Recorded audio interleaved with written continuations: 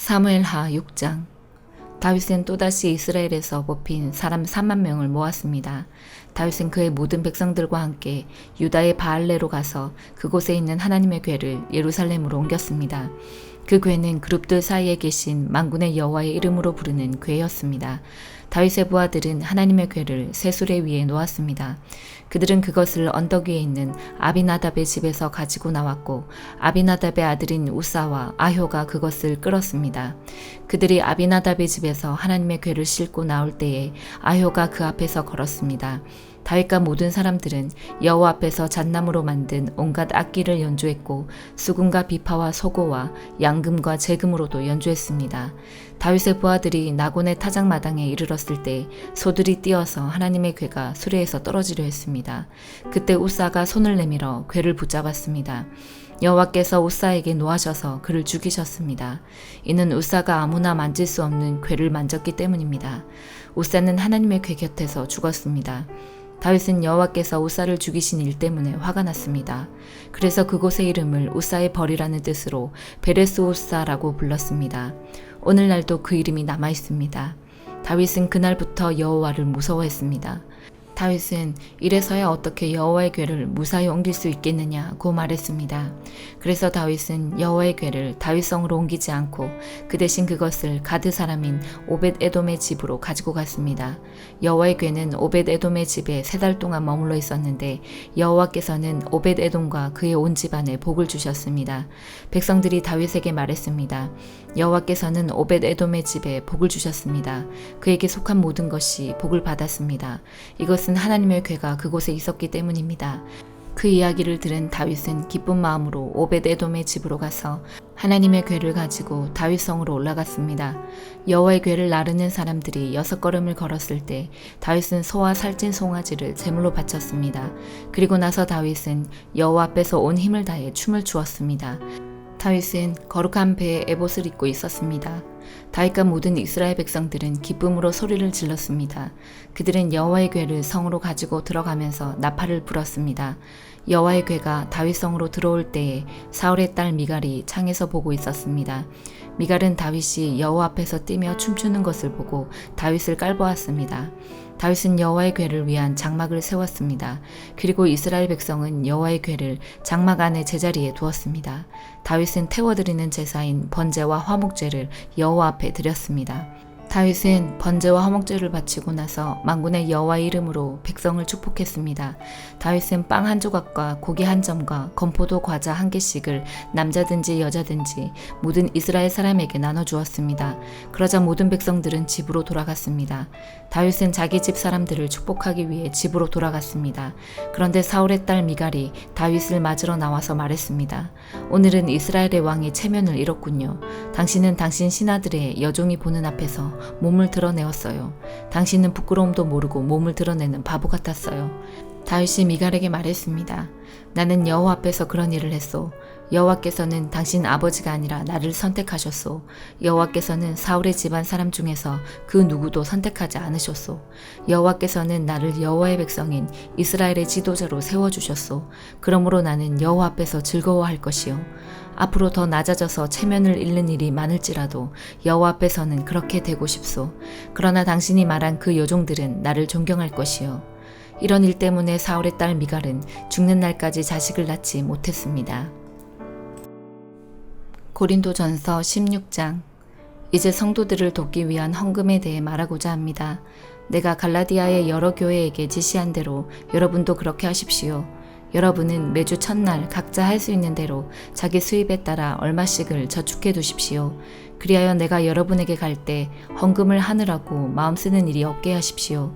내가 그곳에 가게 되면 여러분이 인정하는 사람에게 내가 소개장을 주어 그가 여러분이 모은 선물을 예루살렘으로 가져가게 하겠습니다. 만일 나도 가는 것이 더 좋다면 그들은 나와 함께 갈 것입니다. 나는 마케도니아에 갈 일이 있으니 그곳에 들렀다가 여러분에게 가려고 합니다. 여러분에게 가면 나는 얼마 동안 여러분과 함께 지낼 것 같습니다. 어쩌면 그곳에서 겨울을 날지도 모르겠습니다.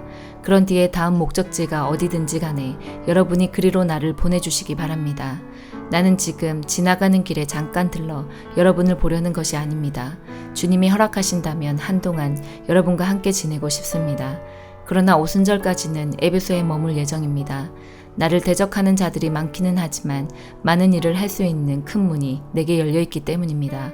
디모데가 그리로 가면 여러분과 지내는 동안 아무런 두려움이 없게 해주십시오. 디모데는 나와 마찬가지로 주님을 위해 일하는 사람입니다. 그러니 아무도 그를 업신여기지 마십시오. 디모데가 평안한 마음으로 내게 돌아오게 해주십시오. 나는 다른 성도들과 함께 디모데를 기다리고 있습니다. 형제 아볼로에 대해서 말씀드립니다. 나는 아볼로에게 성도 여러 명과 함께 여러분을 방문하라고 몇 번 권했으나 지금은 가고 싶은 마음이 없는 것 같습니다. 그러나 아볼로는 기회가 되면 여러분을 보러 갈 것입니다. 깨어 믿음에 굳게 서서 용감하고 강건하십시오. 모든 일을 사랑으로 하십시오. 내가 여러분께 권합니다. 여러분도 아시겠지만 스데바나 집안 사람들은 아가야 지방에서 제일 먼저 그리스도인이 된 가정이며 성도들을 섬기는 일에 헌신한 사람들입니다. 여러분은 이런 사람들과 또 그들과 함께 수고하는 모든 사람들에게 순종하십시오. 스데바나와 브드나도와 아가이고가 와서 나는 참 기쁩니다.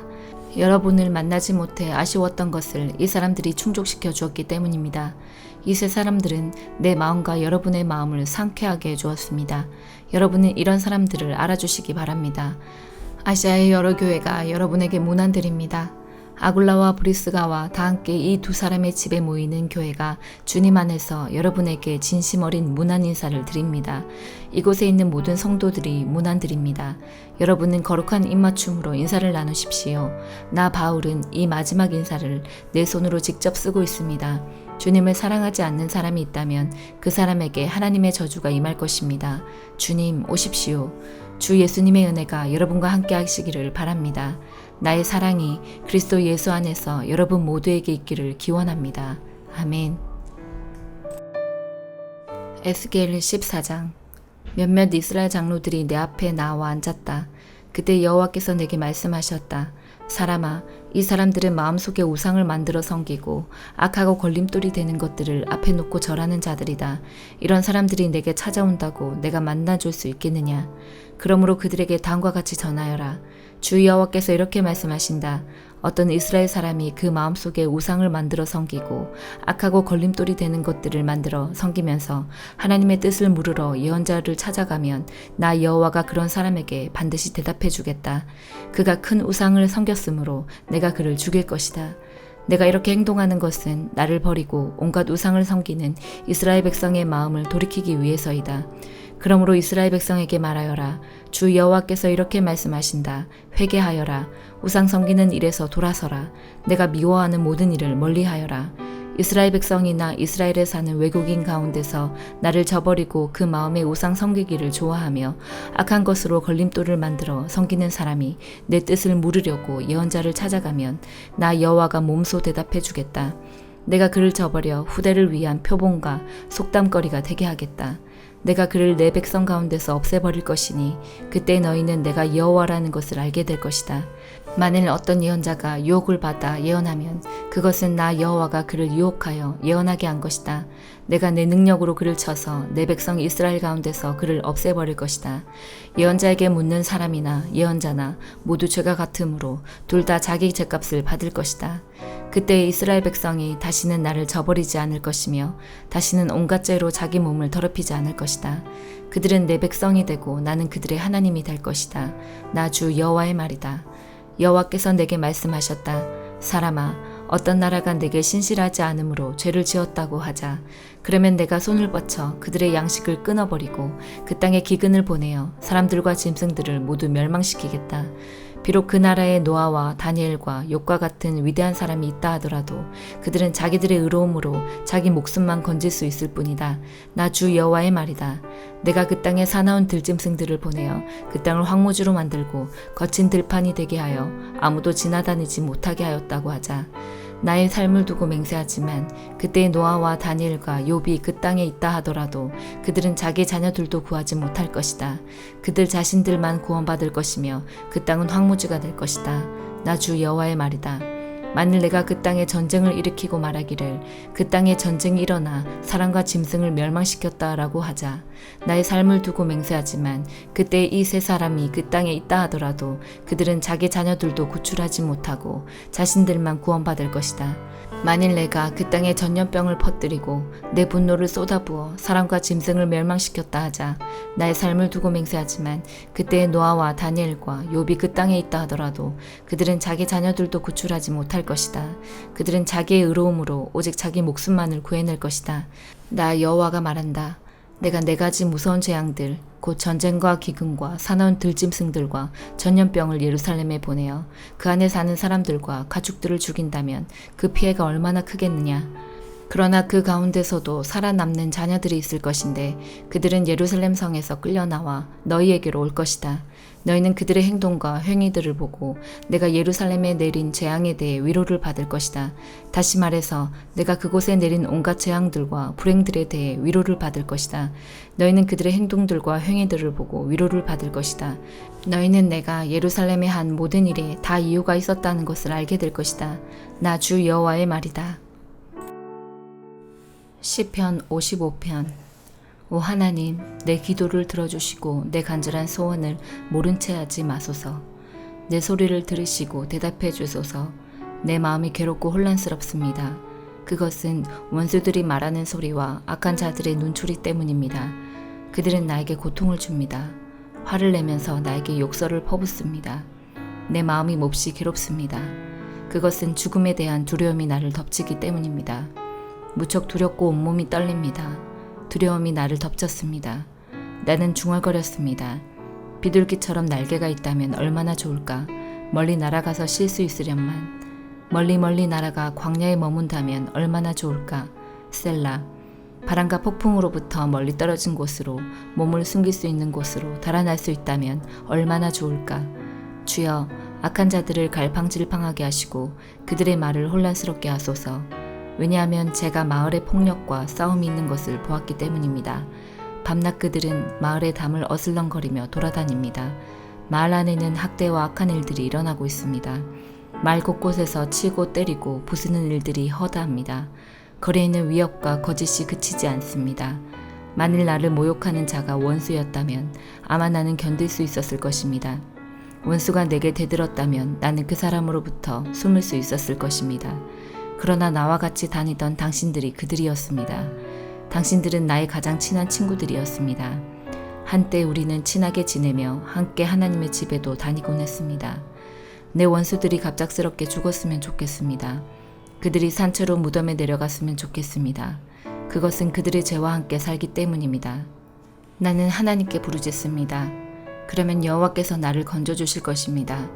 저녁에도 아침에도 대낮에도 나는 탄식하며 부르짖습니다. 그러면 여호와께서는 내 목소리를 들으실 것입니다. 비록 많은 사람들이 나를 대적하지만 나를 죽이려는 전쟁터에서 주는 내 생명을 값을 주고 사시어 안전하게 하십니다. 영원히 보좌에 앉아 계시는 하나님은 내 기도를 들으시고 그들에게 벌을 내리실 것입니다. 셀라. 그들은 태도를 바꾸지 않는 자들이며 하나님을 두려워하지 않는 자들입니다. 내 친구였던 사람도 그의 친구들을 칩니다. 그는 자기가 한 언약을 깨뜨립니다. 그의 말은 버터처럼 매끄러우나 그 마음속에는 전쟁이 일어나고 있습니다. 그의 말은 기름보다 더 부드럽지만 칼집에서 뺀 칼과 같습니다. 여러분의 짐을 여호와께 맡기십시오. 그러면 그분이 여러분을 돌보실 것입니다. 그분은 절대로 의로운 사람을 넘어지게 하지 않을 것입니다. 하나님, 주는 악한 자들을 끌어내시어 썩는 구덩이 속으로 집어넣을 것입니다. 살인하는 자와 사기치는 자들은 자기 사는 날에 반밖에 살지 못할 것입니다. 그러나 나는 주를 굳게 믿습니다. 아멘.